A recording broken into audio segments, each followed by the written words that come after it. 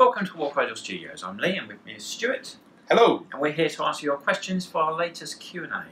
Yeah, it's been about a month or so since the last Q&A, but obviously there's still been lots of questions coming out, and what we wanted to make sure was that there was a steady flow of information back and forth in terms of what the community was asking questions on and had queries on, wanted more information about, and what we were able to then talk about. So we're hoping that this is going to become a much more regular occurrence from us. Yeah, so the people want to know, and knowing is half the battle.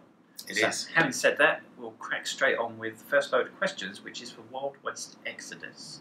And the first question we've had is from Pierre Vendel from Facebook. Will we see some reworked rules for the Union Rail or a new model scenery kit? So the Union Rail is a really, really big model from the early days of Wild West Exodus. Yeah, it's a train. It's a large train that was created in the first edition of the game. It's a fantastic model. Problem is, it's solid resin chunks. Yeah, they're like bricks. You could build a house out of them if you had to. You'd kill a man with it. Yeah, if you had a home invasion. Just dropped it from the first floor window. Indeed. So what we want to do is we want to do something with the train. Of course, I think trains are quite iconic in terms of the Wild West, but it's about making sure that not only is the train, are we able to get it out into the retail stores so that you can actually get hold of it. We don't really like the idea of it being like a special direct-only thing. I think it needs to be something in general release, but also it needs to have more going on. It needs to have scenarios based on it. It needs to be a real focus point for the games that you're going to put it in, because it would be in terms of the narrative, that would be the focus for what you're doing. So we're working on that. We haven't got a name for it yet. I think Rail Wars or something we've toyed with the idea of. It is an expansion for the game, and fighting over trains and either trying to storm them or defend them, or probably not having two trains just rolling up next to each other and hammering each other across the table, but that may be. But yeah, certainly so that kind of scenario play, the adventures for that is something we're looking to do. That isn't something that's going to be in the next few months, so it will be a little way out. It'll certainly not this year before you see that, but it's on our minds. It's on our mind. We want to do it, and in all likelihood we will do it. It's just something we need to give proper thought so that when we do release it, it's something that you actually want to use. Well, I mean, Wild West Exodus has been out for less than a year. I mean, it only was released, September last year. So we're very much in the first season, the first year of the game. There's loads that we're planning on doing with the game to expand it and develop it and push it further in the coming years. This would be one of those things. Leading into that, Pierre also asks, are bigger models like the Doomsday going to be slowly phased out? I'm getting the impression that because the model is currently only available in your online shop, that it's hard to get hold of. Well, no, vehicles are very much a part of Wild West Exodus. That we intended that from the get-go. Yeah, so Roberto Cirillo, our studio art director, has been hard at work redesigning some of the vehicles. We want to ensure that the vehicles have a more cohesive look in terms of being something that is part of, yes, it's part of Wild West Exodus, but as Wild West Exodus is part of the dystopian age, there needs to be that sense that there is the mass production across the world. So there are designs for the Rolling Thunder, which we need to look at to make sure that it aesthetically ties into some of the other Union technology that we will see elsewhere, like the Union ships in Dystopian Wars and the aircraft and so on. So that there continues to be that kind of joined up aesthetic, but it's also an opportunity to look at the manufacturing designs for them. And again, the same with the train that we were talking about, working out how we can best get those products out to you at a reasonable price in sort of an exciting way. And then if there are modelling opportunities that we can do, so it's not just a case of redesigning things for the sake of it, but if there's a way that we can redesign it so we can make some of the kits or some of the sets more modular, perhaps. We're looking at not only the Ironhide, but maybe some Ironhide variants and things, and so on. So there's lots of work being done on the vehicles. Vehicles is going to be a big focus of us in sort of next year and beyond that. Again, I think they're not part of our delivery for this year, but it's because, well, for two reasons. One, because it takes longer to develop them, but also because we really wanted to make sure that the wide range of characters and troop sets and some of the other fundamental parts of the game were out there and available. But absolutely, big hulking vehicles and aircraft and gyrocopters and weird enlightened war machines and things is very much part of where we're going with the game. Yeah, so you've got that to look forward to. Next question is also from Pierre. He's quite prolific this time. Warcradle shows some really great painting tutorials, especially with the RJ Glow. Will we see more videos of this kind? Yes, we will. You will see more videos like that. Our community team and our painters are quite keen to get more of those out. Yeah, I mean, you would have seen there's all sorts of techniques that we've tried to communicate across. We're also working with YouTubers and bloggers and things, because there's an awful lot of talented painters out there in the community. Some great stuff I've seen on the Dark Council Facebook page, on the Warcradle community forums and things. So we just want to, there's a two-pronged approach. More content from us, which is something we're working on, but also we want to make sure that there's more opportunity for the community to showcase the great stuff that they're doing and share their modelling and painting techniques. Yeah, and I think people are right that they want to see videos on how these techniques are actually done, because you can have something explained to you or read it from when it's written down, like the Red Oak buildings. They look really good, the painted versions that Darren's done. And I asked him how he managed to do that, and he said, well, you airbrush it white and grey, and then you individually wash each plank, and that's how you get that gradient effect, which is great. But unless you actually saw that, maybe your efforts wouldn't come out quite as well. So yeah, it's definitely something we want to give to you. Next question. How about the old comic books? Is there anything along that lines planned for the future? Yes, so the background for the Dystopian Age, part of the reason for creating the Dystopian Age as the kind of the overall, the umbrella setting, is so that we can have novels and comics and role-play games and other, card games, board games, dice games, all sorts of things, all set within that universe. Comics would be one of the ways that we want to explore it. We've been talking with some artists. We had a project that was started a little while back that is still in development. But it's absolutely something that we want to see going forward. Again, in the community, from your point of view, what kind of things would you like to see? Would you like to see, I don't know, a comic story focusing on maybe a group of pilots who serve in the Union? Or would it be more about a particular posse, a particular gang? Would it be something like day in the life kind of stuff? What is it that you would like to see in comics or in novels? We'd be very interested in both of those. Yeah, if you could let us know what your suggestions are, we can see what we can come up with for you. Another Wild West Extras question. Okay. This one's from Scott Webster, also on Facebook. Will we see any Watcher vehicles in the future for WWX? I think there's a safe bet that yes, you will. Yes, we've actually already put in the background for the Watchers. We've indicated. So the Watchers, the Watcher hegemony, are a group of different species that will work together, clades, for want of a better word. And each of these clades has their own particular contribution to the overall success. Not all of them are war-based. A lot of them will be archivists, there'll be... yes, which you wouldn't necessarily see on the game field, yes, because they don't have a combat role. Yeah, researchers, nutritionists, they architects, deep in the mountains, deep in the complexes where you wouldn't necessarily come across them. Or scattered throughout the galaxy kind of thing on the various Watcher worlds. But there is a particular clade that we've talked about called the Azure, and they are masters of sky travel. So they use various aircraft, jetcraft type of things, but small personal jet bikes, for want of a better word. They don't ever put their feet on the ground. No. So they are experts at that. The Azure are in development at the moment. I've seen the Azure, and nice. We will be able to reveal them in the coming months. They are certainly on the docket for early next year.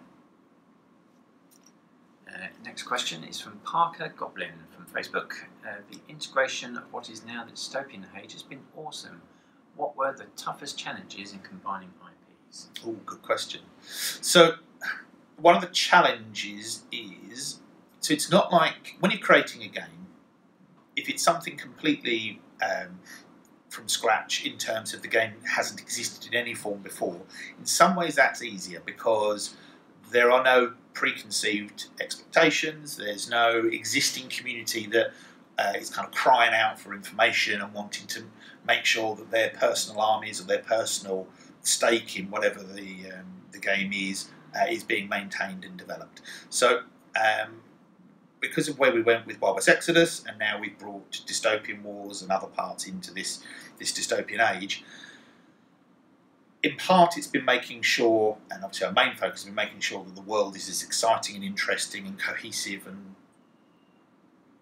makes sense as much as possible, and gives as many story opportunities and gives as many, I call it agency, so as many reasons for the various factions to do what they do.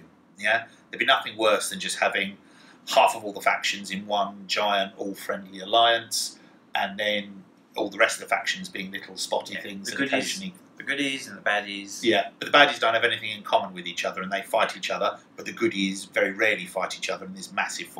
That would be quite a difficult thing, I think, to balance. Well, yeah, you can have one faction of goodies saying, "Who are we fighting today?" or "We're fighting those baddies," but other goodies showed up first, so I guess we'll go. Yeah, so it's it's about making sure that the narrative deals with how we foresee the various games and things going forward. But in doing that, it's meant that we've had to move some of the factions about. It means that we've had to create new alliances, we've had to break others, so that we have these distinct factions in each of the games. So in Wild West Exodus there are 8 factions. In Dystopian Wars there are 8 factions, but most of the factions are different to the ones that are in Wild West Exodus. So because they're separate games, that's fine, but obviously bearing in mind that overall in the dystopian age, that then means that there are a multitude of factions. I think we've worked out that there are probably about 20 factions, 20 different factions so far in the dystopian age, and there will be more. But and that's fine in a setting because that gives you lots of like a rich background, lots of different things to deal with. But from a game point of view, from each game, it's really important that there isn't this massive blob of factions, and that we do hone it down to, as I say, 8 seems to be a good number. That seems to give a good mix of play styles and design aesthetics and things like that. So one of the challenges has been in making that, in kind of not tearing down to build back up again, but certainly reorganising things and then creating this new world. We've made sure that we're trying to be as respectful to the nations or the concepts that are involved in that, but also we're being mindful to the community, because the community, they have various factions. So there will be people that have Japanese fleets for Dystopian Wars that are concerned with the introduction of the Chinese and the Koreans and others into this alliance that they're part of. And similarly, for Wild West Exodus, there are people that play as like the Confederate Rebellion or for the Golden Army, and they're looking and go, well, where's my faction gone? Because at the first glance, it might appear that they've just been kind of merged into the Outlaws and their distinct characteristics have been ignored. I would hope that once, and one of the things we've worked really hard to do, and it's one of the things we've really struggled to be as clear as we can with, is that you can see where those narrative threads are when you go into the faction, and why they've been combined makes more sense once you look into it. But it's one of the things that we found a challenge has been in communicating, is kind of putting fears to rest, in making sure that people get as excited about it as we think that that the game deserves to be, because it is I think it is an exciting thing that's been created, the various games in this setting. But we do understand how there are concerns people have because of how it impacts not only their personal collections, but because the games have shifted slightly from what they were in previous editions. So that's been something that we've found quite challenging. I think on the whole it seems to be, and that's one of the reasons why we have these Q&As, is that we can try and keep in touch with you. I think things like forums and social media, on the one hand, are really great for helping us communicate with you, but also they're a challenge because people can then put on there a concern or a fear they have, and sometimes that can be given a disproportionate voice or can cascade something that isn't intended. More often it's not even intended by the person that posted the question in the first place. But so that has been something that we've been working with and on. I think on the whole we seem to be over the over the majority of that, I think we're being fairly clear about where we're going with this setting and with the games. But for us, that has been something that's taken up a disproportionate amount of time. I think we had originally thought we were going to be spending most of our time focusing on building the world, when actually there has been a significant chunk has been about communicating all the way along about how that world's being built. Yeah. And from an outsider looking in, they may just think we've got two steampunk worlds, just mash them together, it'll be fine. But that wasn't the case, because each of these two worlds has its own distinct character and its own distinct flavour, and our challenge was mixing the two together in a way that makes sense and isn't glaringly obvious once you get down to it that these were two separate things to begin with, and I think we've succeeded. Yeah, but the dystopian age, and once the initial kind of crashing of these tectonic plates of settings is kind of settles down, and we built up this world, which we are now at the point that we've completed that narrative construction. Going forward for Armoured Clash, for games that I'm not going to talk about today,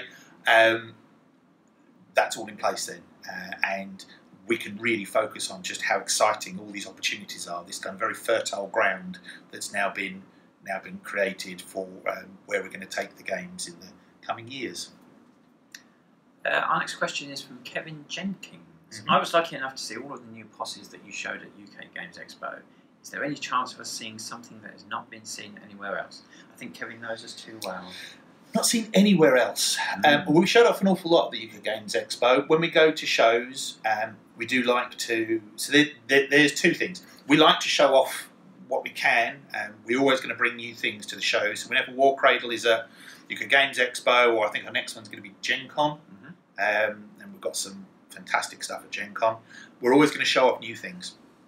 That said, what we like to do is to, yes, we do show them off ourselves online, but we also really like that the community's getting as excited as we are, and you know what, we like giving you guys the scoop on it. So if you want to come to the stand, you take the photos, you're the first one to get up whatever the thing is that we've shown off, and sometimes we put up different things on different days, so it's always worth kind of checking back on the stand. But we like you guys to get the scoop.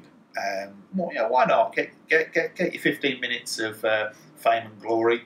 I think I once took a photo of something, and that got some attraction, which was quite good. Well, it would go all around the world in 60 seconds nowadays, wouldn't it? Well, yeah, everything. That's it. So I do get how the exciting side, the community. The community connection is shiny things, new stuff. Shiny things. So we want to do more of that. So we try and make sure that our new exciting things are shown off at the shows first. But as you asked so nicely, we can show you a posse that hasn't been seen before. So let's pop this up. So here we have Discordant Symphony, the posse of Edison. Yes, so Thomas Edison is one of the founding members of the Covenant of the Enlightened. He not as well, varying levels of popularity. Members. Oh, he's not a particularly popular member of the Covenant of the Enlightened, but he is one of the founding members. Edison is a lot of his studies have been in sound waves and phonic weaponry. Phonic weaponry in particular, or the application of phonic waveforms. So he, in his posse, we have Edison himself. We also have, which is a new sculpt for Edison, and kind of opens him up. We like the original sculpt. The original sculpt was very much based on Roberto's concept art, but this was an opportunity for Roberto to work with the artist again and kind of open him up a little bit more and have him. So rather than him being very kind of clenched and tightly focused on his confidence is coming through. His slight arrogance of his own achievements in his stance. So that's a new miniature for Edison, but we've also then got his wife, which is the first time we've seen Mina Edison in the game. So she's there, and obviously she's had some work done on her. She's been improved, made more beautiful, more deadly. And our first ballerina. Yeah, first ballerina. I'm not sure that ballerinas are going to be a whole subgenre in Wild West Exodus, but certainly yes. Well, not if Mina's the jealous type. I think she'll be the only one twirling around. Yes, certainly the first ballerina dancing miniature in the in Wild West Exodus. Yeah. Well, in fact, and possibly almost anywhere else. I think. Yeah, I'm struggling to think, but I can see all the posts after this of people posting up. Well, there was this. Well, there was this ballerina in some game. And you can see that we've included attack dogs, but these attack dogs are gun dogs. These gun dogs are armed with phonic weaponry. They are. So you get in the set, you'll get not only do you get the phonic menials, so you see the various constructs that are carrying phonic weaponry. You get the phonic menials with blasters in different poses, but you'll also get the gun dogs, as Lee quite rightly said. The kit will include additional phonic weapons that you can then add on to your gun dogs. So you got me doing it now, saying attack dogs. You can now add these phonic weapons onto your gun dogs. The phonic blaster menials and the sort of extra phonic blasters are also going to be available separately alongside this posse, which means that you can create quite an impressive force of if you've got sonic weapon wielding. Well, if you've got a lot of gun dogs sitting around waiting for someone to use them, and you should do because we've been giving quite a few away recently. We have. Then you can upgrade them and stick them in the Edison posse, which I'm sure you will want to get hold of now. We're also making sure that the weapon mount on some of the other enlightened things that we will have coming out later is compatible with not only the weapons from the gun dog kit, but also the weapons that you'll see in things like the Discordant Symphony posse. So you will be able to mount phonic weapons on other things as well in the future. Right, next up, Dystopian Wars. Yes, and it's one of the names where we may insult the person because of our poor pronunciation. Blazej Baglinski from Facebook. Apologies if I got that wrong. Will the amount of dice in play change, or will they stay the same? So the amount of dice that you roll for an attack in Dystopian Wars, will that stay the same, or is it going to change?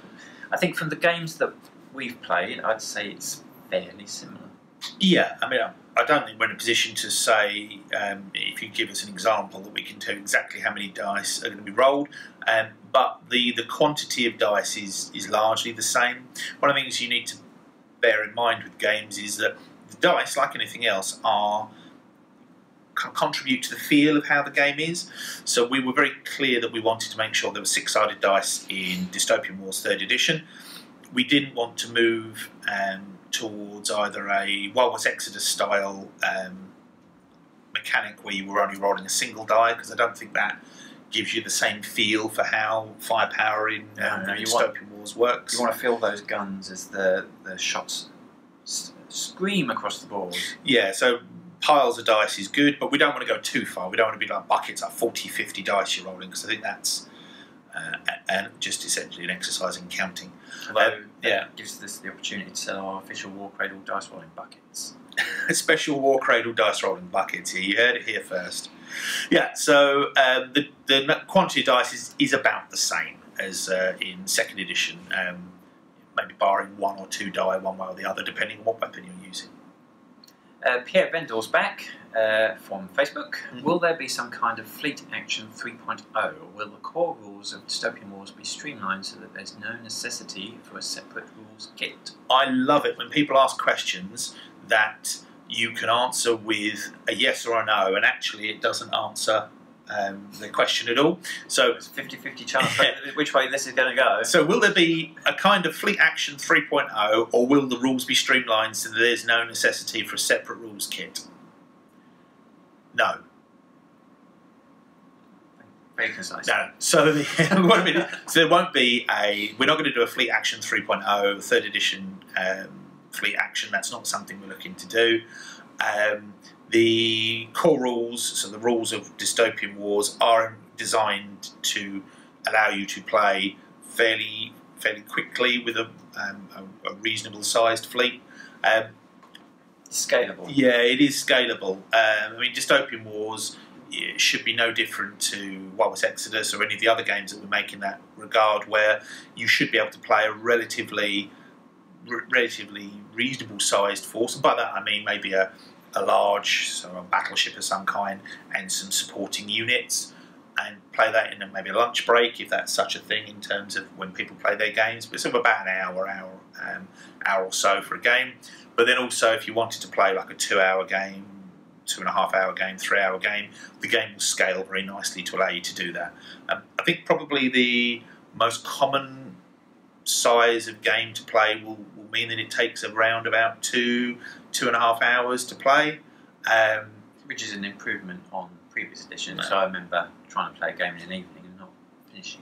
But then that might say more about me and my playing skills than anything else. I don't know. I managed to lose fairly quickly. But yeah, because it's also, for us, it's about making sure that you get a full number of turns in the game as well. There's nothing more frustrating than, yes, you can bring a game to a conclusion in a couple of hours, but you've only played 2 or 3 turns. And particularly if you're playing, there will be some factions which will be able to weather a lot of firepower in the early parts of the game and then will come in strong towards the end. Well, if the end never comes, then all you're doing is weathering firepower and your opponent's racking up victory points.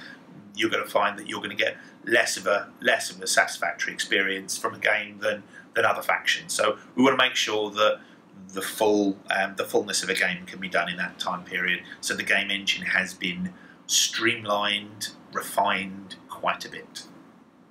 Michael Fotik from Facebook asks, when is the Dystopian Wars beta going to be released? And when released, can we expect the stats for a majority of models to be available from day 1?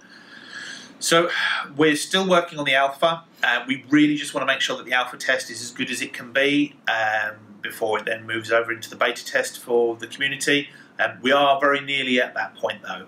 We will do a proper announcement. It's not going to suddenly appear in online. You will get plenty of advance warning that it's about to come out, so you know when to crash our website by trying to all download it at the same time.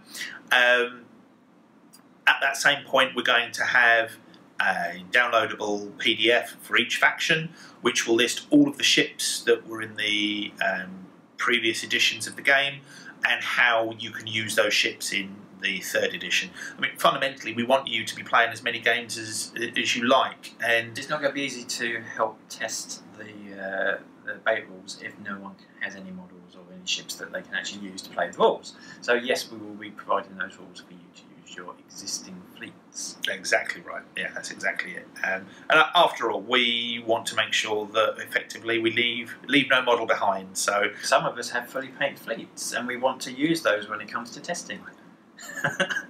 So yes, rest assured you'll be able to use all the models in your collection that you have now in the public beta. Warcradle Classics. We have a question from Facebook. Will unreleased Spartan models which had renders and Dystopian Legions be amongst the classics released? Oh, this is from Danny Buck. Yeah, that's a good question.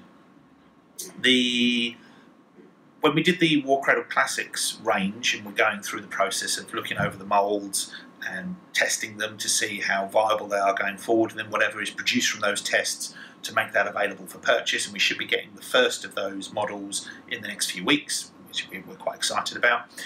When we were going through that process, there are no instructions, because the people who are testing it aren't necessarily gamers, so they don't know whether the mould that they're testing is for Dystopian Wars, for Firestorm, Planetfall, for Legions, whatever it is. We're going to produce everything that we have moulds for. We want to test it all. We don't want to just have moulds sitting around that we're not going to explore. So we're testing everything. So yes, if you get parts of Dystopian Wars coming out, fantastic. If you get parts though for Firestorm, we're going to try and make sure that those are sort of clearly identified but not given to you in. We're not going to have like a Firestorm month and a Dystopian Wars month. It will literally be whatever is produced out of those moulds at that time. So you'll get a fairly mixed bag with each release month. There will be Dystopian Legions things in there, but probably not a lot, because the Dystopian Legions stuff was in metal, and most of the moulds that we are testing, we're testing them with resin. So you're going to have, I think possibly some of the vehicles, some of the large vehicles had resin in them. The other problem you're going to have is with models that have a mixture of acrylic, resin and metal components. That's not to say that we won't release them through the Classics range, but again, we may come across the resin mould, we'll shoot that and we'll find that there might be a viable resin component in there, which is great, but we're not just going to sell components, we're looking to sell or make available entire miniatures. So it might be a while before we then work through the moulds and then either come across the next part of the ship or tank or whatever it is, or it might be that we then get to the end process and we go, okay, well this model is missing its turrets, or it's missing a particular acrylic piece. Is that something that we can replicate relatively easily, in which case we'll make that available, or is the additional component something quite complicated or part of a mould that's failed? And if that's the case, then actually the miniature won't be available again. That isn't something that we're going to be able to do. So it's an ongoing process. We don't know from month to month what we're going to be able to make available for purchase. So I'm as excited as anybody to see what comes out of it all. As for your question on renders, if the model existed only as a render, then no, we can't produce it as part of Warcradle Classics, because if there is no mould, we can't produce the miniature. Yeah, it's only moulds that we're shooting. We're not creating anything new. We're not making new moulds for anything. We're only so just to be clear, Warcradle Classics is not a means for us to just sell all the old models and continue to keep the old models in production. It's about us testing and exploring what moulds we inherited from companies like Outlaw and Spartan, particularly Spartan, and then running those depending on the popularity from the community. So if something exists in a 3D but never had a mould made of it, it's not going to appear in the Classics range. That doesn't mean that it won't potentially appear, perhaps reworked, but that some part of it won't appear in the main game going forward. But as part of the Warcradle Classics, no. Nor is Warcradle Classics part of 3rd edition for Dystopian Wars, or part of the work we're doing for Armoured Clash or anything like that. Anything produced is just being produced as a collectors. Yeah, it is for collectors. And just because we've fired up the kit and we have a particular ship or something that we can make, that doesn't mean that there is specific 3rd edition rules going to be done for it. There'll be the same kind of legacy rules that we have for everything else, but whether that's irrespective as to whether or not it's part of the Warcradle Classics range. Next up, Armoured Clash. Yes, and we have a question from Christopher Wallace from Facebook. Will there be any renders or information for the Dystopian Wars / Armoured Clash Ottoman Sultanate models?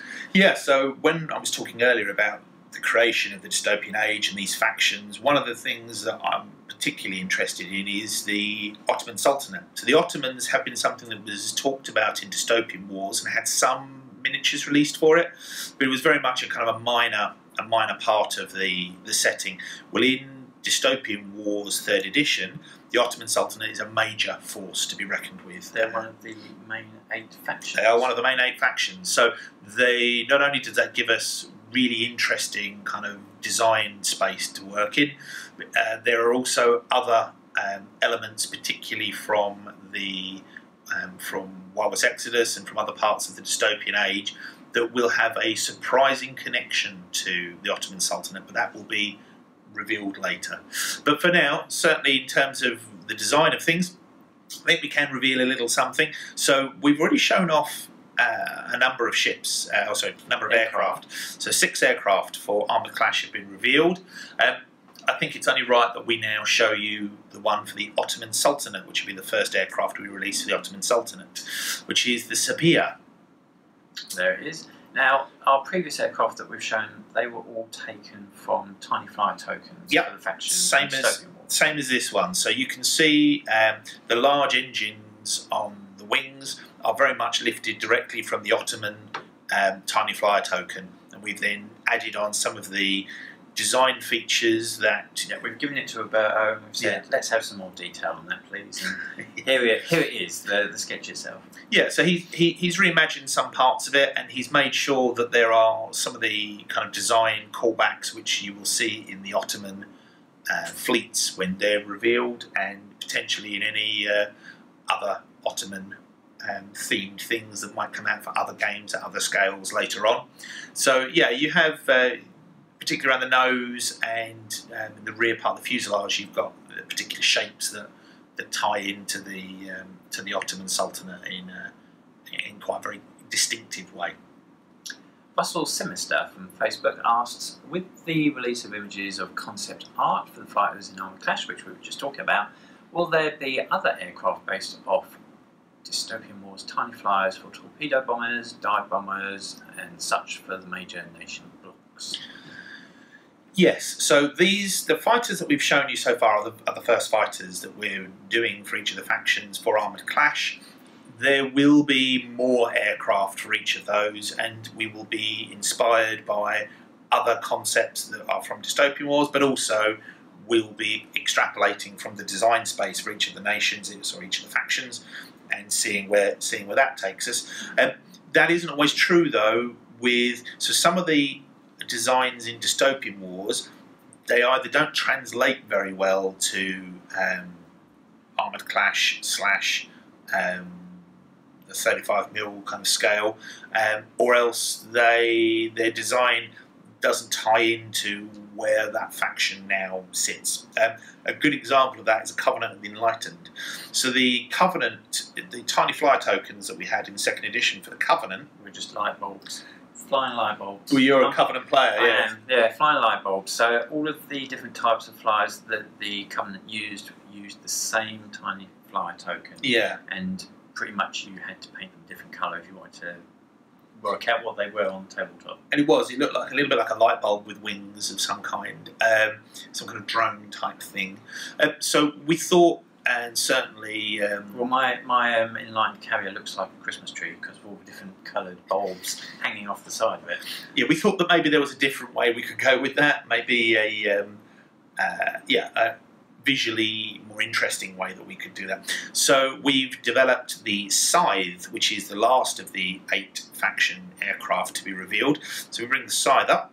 So it's a very different design from the aforementioned flying light bulbs, but it still incorporates quite a lot of the design elements that people will already be familiar with from the Covenant models. So we've got the ball turret in the nose, we've got the fan, which gives it its lift, and some other similar shapes that you can see in the design. Yeah, it's also got that kind of tri-wing or tri-structure to it, which gives it a slightly otherworldly look. Which I like, because the flyers that for the other factions, they are all variants on a theme, which is a plane that you would recognise if it was in the real world. Yep. Whereas the Scythe is something that someone's just created because that's the best way for it to work. Yeah, so kind of very much there's inspiration there to like some kind of the secret weapons that were kind of developed in the Second World War. There's elements of the kind of enlightened design philosophy seen in World War Exodus. I mean, the pilot is very much a construct in the seat. But he's not the only one who's in control. Yeah, so a little further down you can see there is an automata brain, an automata head that helps with potentially navigation or helps firing, controls, or not entirely certain what the relationship is. Yeah, so there's an interesting design aesthetic. It's also the thing I like about it is, say silhouette-wise, it is very distinctive from the others.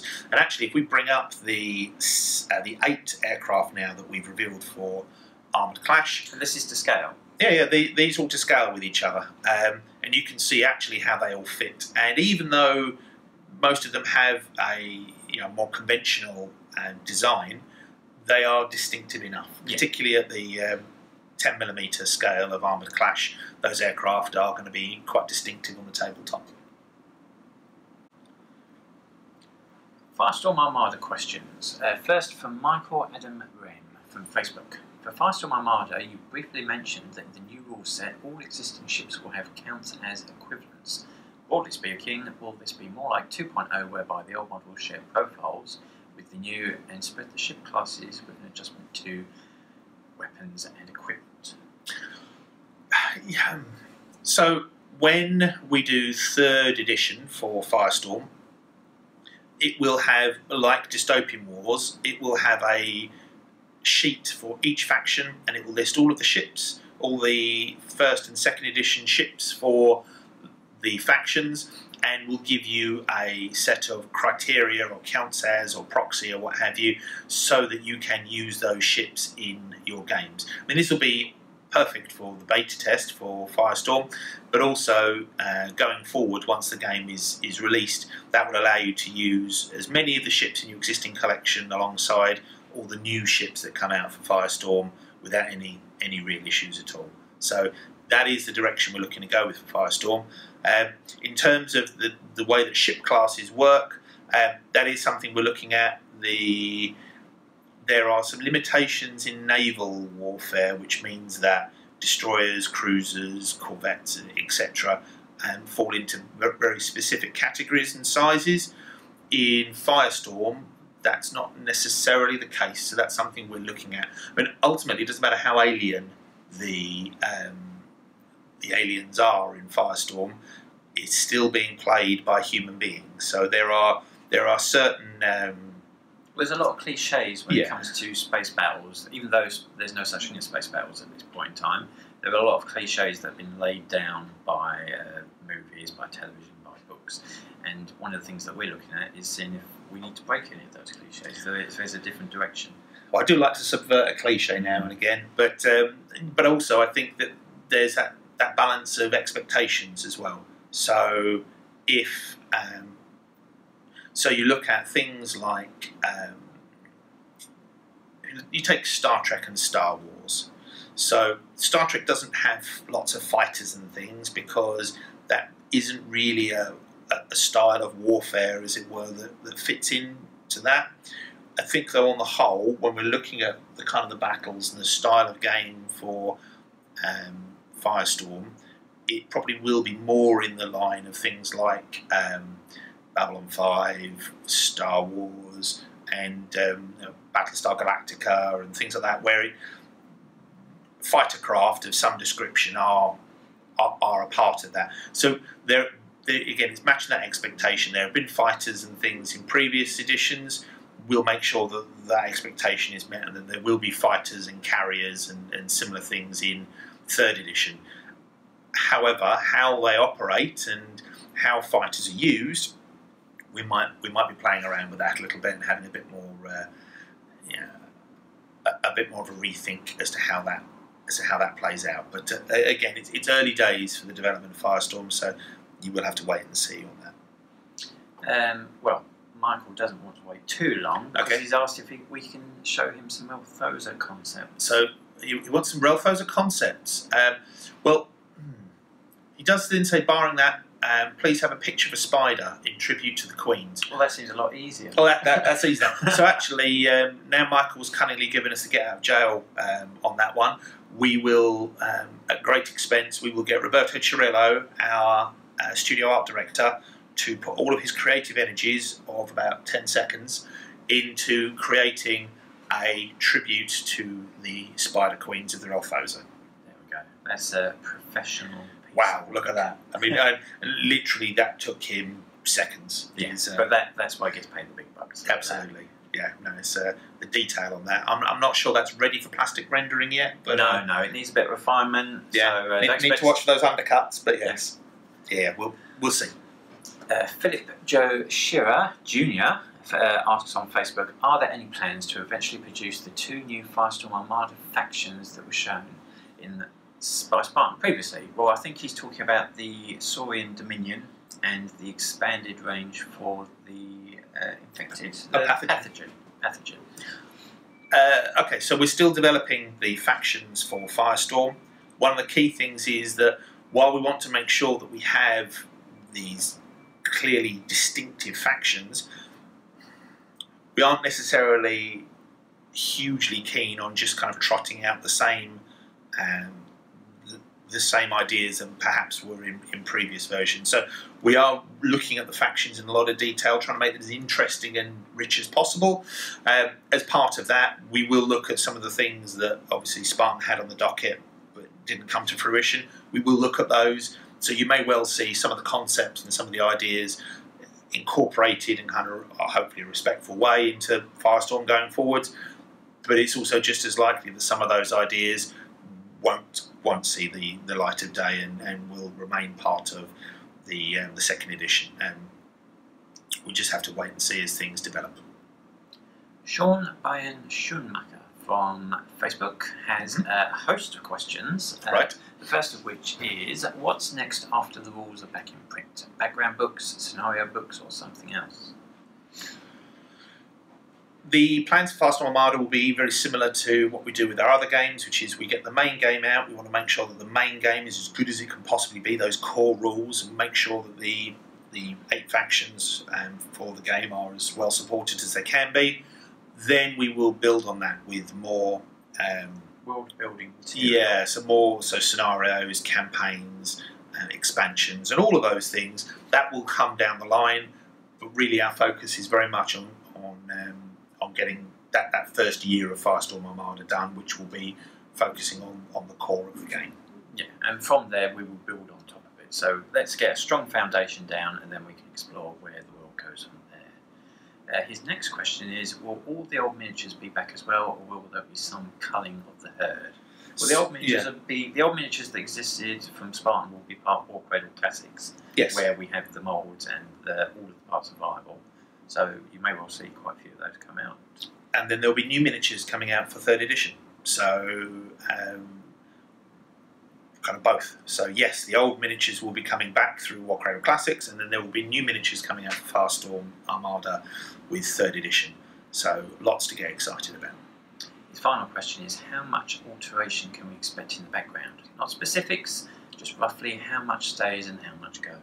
So not specifics. Not specific, but be specific. But specifically. Specifically, how non-specific can we be? We can't be specific. It is a fresh take on the game, so in one sense, all of it's going, but in another sense, we want to try and be as respectful and as encompassing of the legacy of what's come before. So you will see elements, familiar elements for sure in 3rd edition, but there'll also be a lot of new content to get very excited about. It seems quite comprehensive for something that wasn't very specific. Okay, well, thank you very much for joining us for this Q&A. We appreciate your time. Hopefully this has helped answer a few of your questions. Don't forget, we'll be on the Facebook pages, on the various social community pages, and on the community forums if you have any other questions, and we will announce another Q&A fairly shortly. May the best blessings of Space Cat be upon you. Goodbye.